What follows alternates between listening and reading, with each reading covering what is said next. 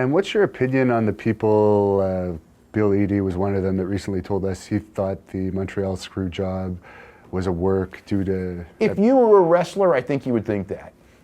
And don't think I didn't have suspicions of it, but there were just, everything that happened, it was pretty clear to me that it wasn't. I mean, I know from the wrestlers that worked in the company that were really furious that night, and I ended up becoming really good friends with Brett over it. Because we were not, I mean, we didn't talk or anything.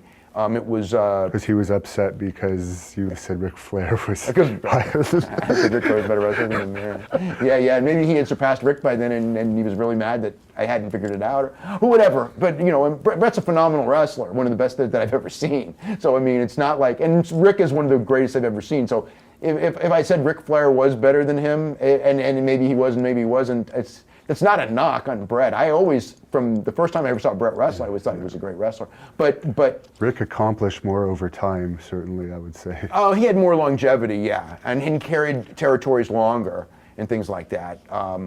They were different. They were different types of wrestler anyway. But as far as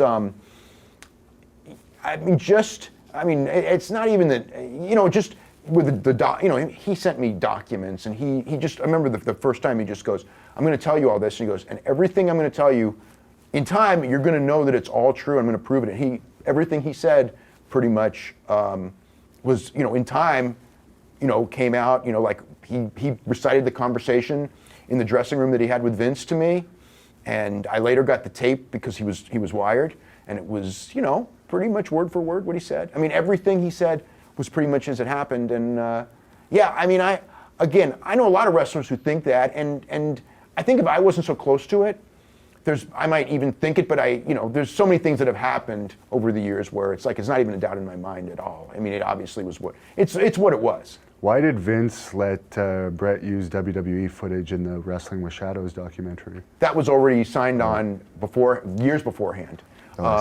You know, like they had agreed that anything, that they could shoot anything other than like, I think that there was maybe one or two stipulations of what they couldn't shoot.